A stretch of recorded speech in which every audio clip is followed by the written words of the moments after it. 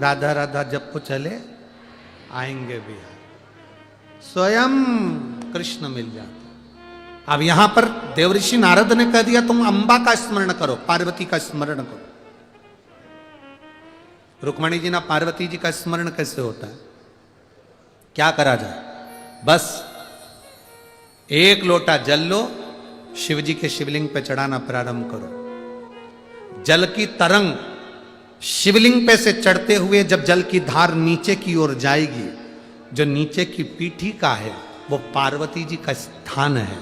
इसलिए शंकर जी पे चढ़े हुए जल को जब पीठिका पर जाता है, बैठकी पर जब जाता है और वो जल जब नीचे बहता है, तो लोग कहते हैं कि ऐसा एक लोटा जल में है क्या जो शंकर प्रसन्न हो जाते हैं, खुश हो जाते हैं और लोगों की सुन लेते हैं। उसका कारण केवल इतना है, जब जल चढ़ता है वो नीचे पीठिका पर जाता है तो पार्वती जी शंकर जी से कहती हैं तुम्हारा भक्त आया है, खाली झोली लाया है, इसको भर दीजिए। वो पीठिका पर जा रहा है, वो जल नीचे की ओर जा रहा है।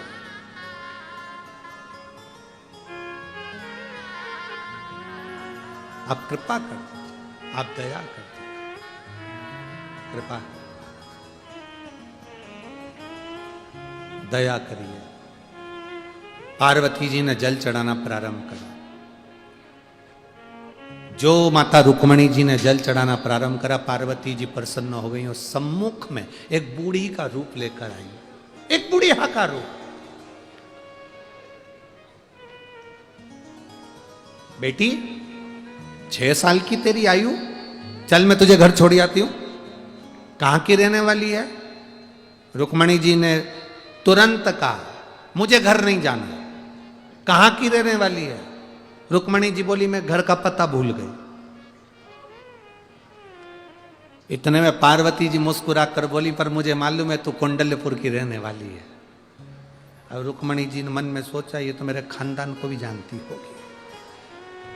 अब रुक्मणी जी जाने क्या, ये पार्वती मैया है, सबका इतिहास रखती है, सबका इतिहास रखती है। चल मैं तुझे छोड़कर आती हूं। ना ना ना मां मैं नहीं जाऊंगी। अरे उठ। रुक्मणी जी का हाथ माता पार्वती जी पकड़ लिए, हाथ पकड़कर उठाने लगी। ना ना ना ना ना मैं नहीं जाऊं, मैं नहीं जाऊं। 6 वर्ष की रुक्मणी जी नहीं जा पड़ गए।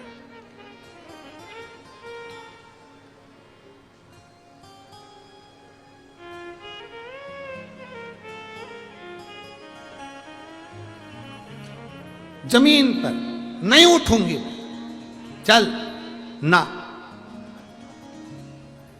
एक पत्ते के ऊपर जो शिवलिंग बनाया था रुक्मणी जी ने, उस पत्ते की नोक को पकड़कर बैठी। पत्ते की नोक को रुक्मणी जी पकड़ी है।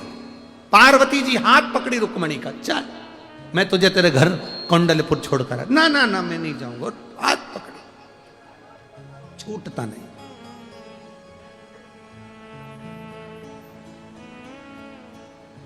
इतने में पार्वती जी ने शिव जी का स्मरण करा। देवादिदेव महादेव सम्मुख में प्रकट हो गए। शिव सामने। रुक्मणी क्या चाहिए तुझे? रुक्मणी जी कहती हैं मैंने कृष्ण को मन से पति मान लिया है, बस इससे ज्यादा कुछ नहीं। कभी तूने कृष्ण को देखा है? नहीं। कभी कृष्ण का दर्शन किया है? नहीं। फोटो देखा? क्योंकि आजकल गाने बन गए ना, फोटो को। तूने कभी फोटो देखा है क्या?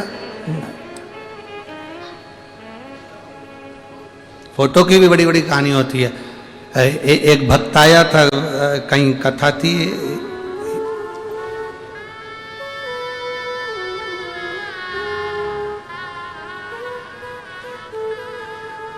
कौन सा गांव था? एक खंडवा के पास कथा करी थी, आप लोग पहुंचे भी होंगे कई लोग। हाँ, बरानपुर में एक भक्त आया। अब जैसे हम यहाँ ठहरे ना, ऐसे वहाँ ठहरे थे, तो अब सुबह के टाइम पीछे आगे आगे के दिन तो हम मिलते नहीं, पीछे के दिन में मिल रहा। अब वो अर्चना दीदी चिटनीस उस कथा को कराई थी। तो वक्त आया तो उसने कहा गुरुजी, हमने कहा क्या है, आपका फोटो दोगे क्या? हमने कहा फोटो, हाँ। हमने पूछा काहे के लिए चाहिए? दुकान में लगाना है। हमने कहा दुकान में काहे क्यों लगाना है? बहुत सारे ग्राहक आते हैं, कसम खाना पड़ती है। तो पिताजी का फोटो नीचे गिर गया, कसम खा खा के, अब तुम्हारा लगाना है। हमने कहा हमारा क्यों? कसम खाना पड़ती ना, गुरुजी की कसम। हमने कहा बताओ, फोटो भी चाहिए तो कसम खाने के लिए हम ही मिले तेरे को? हमने उस समय वो अर्चना चटनी जी से कहा, हमने कहा दीदी का बताओ, ऐसे ऐसे तुम्हारे बरहानपुर में नगीने भरे पड़े हैं, जैसे यहां है ना वो छोरी ने लिखा चिपक के चल। अब कहेंगे तो हम तो सांसद महोदय जी से, विधायक जी से कहेंगे कि बताओ पत्र है। अब कहा, ठीक है फोटो दे दो। मेरे महादेव जी कह रहे हैं तुमने कृष्ण को देखा है? नहीं। उनका स्वरूप देखा? नहीं। उनका फोटो देखा? नहीं। उनको कभी मिली? नहीं। ना जी भर के देखा, ना कोई बात की, बड़ी आरज़ू थी मुलाकात की, बस एक बार उनके होना। क्या चाहिए? मुझे कृष्ण चाहिए। कृष्ण? हाँ।